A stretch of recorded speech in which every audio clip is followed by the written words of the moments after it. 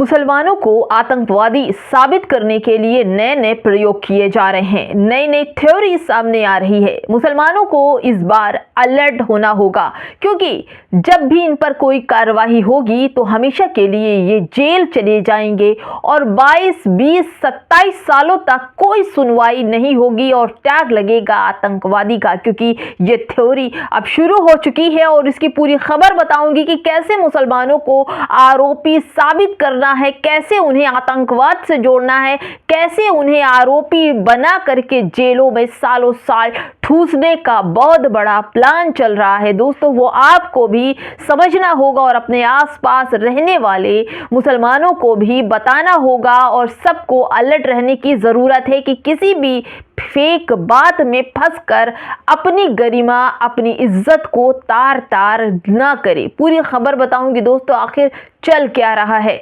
नमस्कार, आप देख रहे हैं बामसेफ न्यूज़ और मैं हूं आपके साथ शैला। इन दिनों मुसलमानों पर अगर झूठा इल्जाम भी लगा दो तो सच बन जाता है। मुसलमानों को कुछ भी कह दो, सच बन जाता है। मुसलमानों पर कोई भी टैग लगा दो, सच बन जाता है। यानी कि कोई काम दूसरा करे लेकिन उसका आरोप मुसलमानों पर लगा दो तो वो सच हो जाए। दोस्तों, अब मैं आपको बताती हूँ कि आखिर मैं क्यों कह रही थी कि नई नई थ्योरी, नए नए प्रयोग बीजेपी सरकार में लोग कर रहे हैं। हिंदूवादी सोच के लोग हैं, वो मुसलमानों को पूरी तरह से बाइकॉट के साथ साथ उनको फंसाने की भी कोशिश कर रहे हैं कि मुसलमान ना घर में रह सके, इसलिए बुलडोज़र चला दो। मुसलमान अपनी दुकानों से कमाई ना कर सके, उनके दुकानों पर ताला लगवा दो, बुलडोज़र चला दो। उसके बाद उनके मस्जिद मदरसों को निशाना बनाओ ताकि वो उनके बच्चे पढ़ाई ना कर सके, मस्जिद में नमाज ना पढ़ सके, गंदे बच्चों का साथ हो जाए, गंदा माहौल सीखे, इसलिए मदरसे बंद कर दो, उनकी शिक्षा पर अटैक करो। मुसलमान बेटियों पर हिजाब ना पहन सके, क्योंकि मुसलमान बेटियां हिजाब पहनती हैं इसलिए वो सुरक्षित रहती हैं, इसलिए हिजाब पर पाबंदी लगा दो। स्कूल, कॉलेज, यूनिवर्सिटी में हिंदूवादी सोच के जो लोग हैं मुसलमान बेटियों की हिजाब छीन रहे हैं। मैं बात करूं तो उनके व्यापार, मांस, मीट, मछली पर भी अटैक हो चुके हैं कि अब वो ये काम नहीं करें। यहाँ तक कि मैंने सुना वीडियो में कि ये सब नहीं बेचो, सुअर बेचो। मैंने ये भी सुना कि हिंदूवादी नेता कह रहे हैं कि अपने मोहल्ले में सुअर पालो ताकि मुसलमान तुम्हारे मोहल्ले में ना रह पाए। घर, मकान, दुकान की अगर बात की जाए तो मुसलमान हिंदुओं के आसपास घर नहीं ले सकता, आसपास दुकान नहीं ले सकता, सब पर अटैक हो रहा है। लेकिन कहीं अब एक मामला ऐसा सामने आया है दोस्तों, जो सोचिए कि एक अदना सी सीट के लिए मुसलमान नाम देखकर उसे आतंकवादी घोषित कर दिया। किसने किया? साधु के वेश में एक पासवान ने घोषित किया।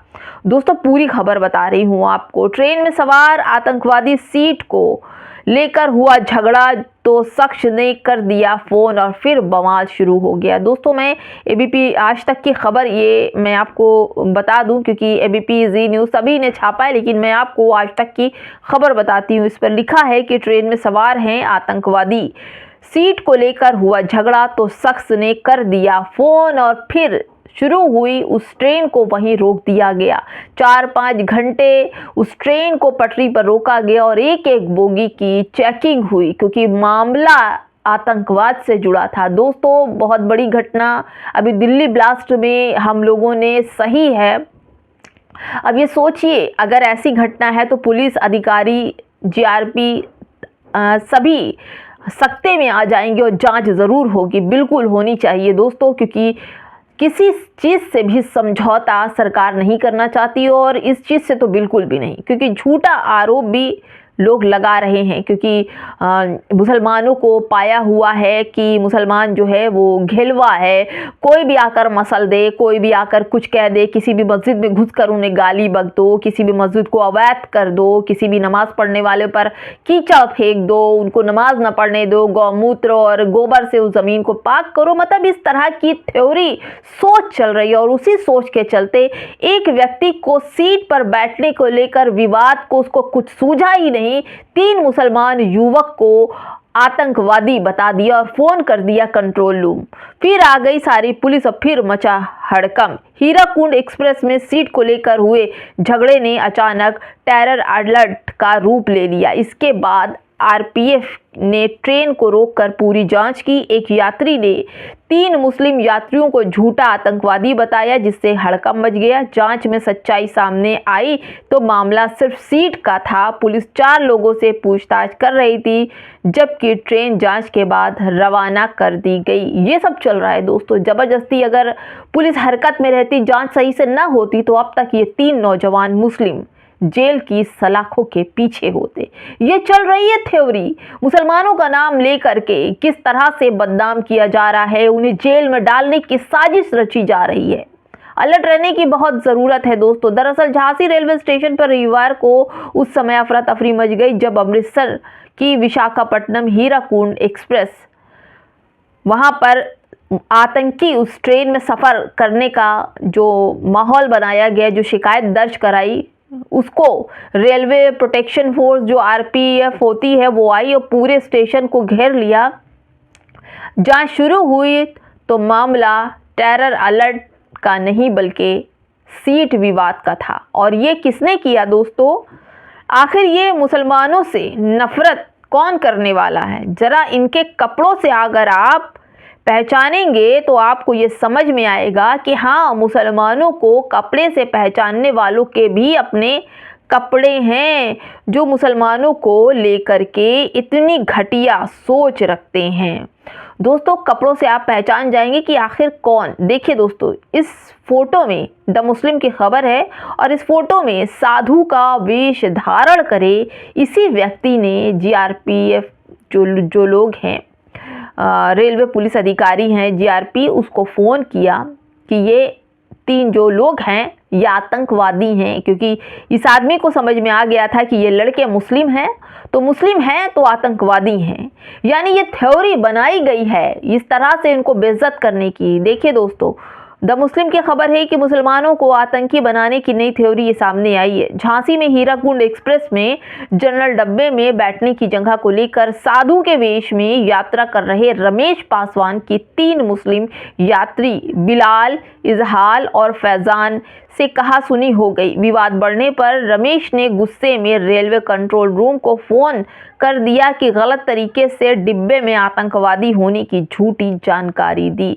अब दोस्तों, जानकारी तो दी, लेकिन एक और रहस्य सामने निकल कर आ गया कि किस तरह से मुसलमानों को फंसाने की पूरी तरह से खूब पढ़ाई लिखाई हो रही है, खूब संदेश भेजे जा रहे हैं, खूब संगठन बन रहा है कि किसी भी तरह से मुस्लिम नौजवानों को गंदे आरोप में जेल में भर दिया जाए और सालों साल इनकी जमानत ना हो पाए। क्योंकि ये छोटा बात नहीं थी। आतंकवादी होने का मतलब हो गया कि पूरे खानदान को जमीन से खोद कर उसकी जांच होना।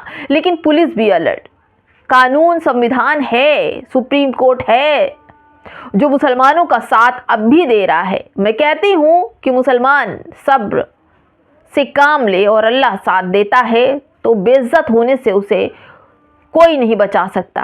सारी इज्जत अल्लाह पाक के हाथ में, सारी बेइज्जती अल्लाह पाक के हाथ में। लेकिन सब्र और शुक्र बहुत बड़ी चीज़ है। हर तरफ अगर नफरत हो तो कहीं ना कहीं मोहब्बत निकल कर सामने आ ही जाती है।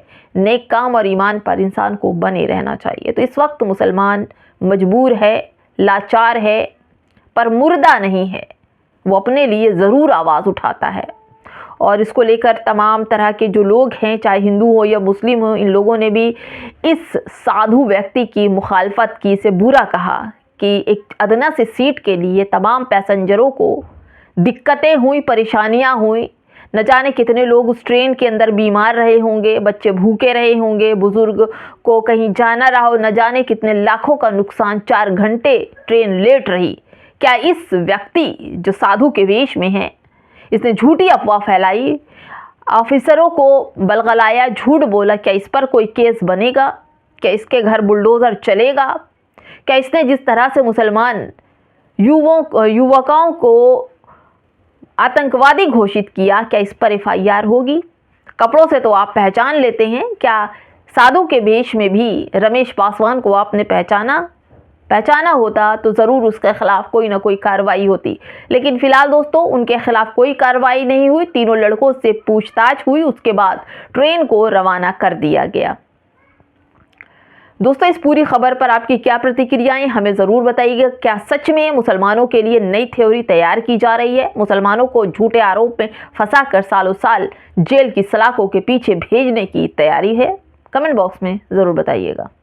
नमस्कार।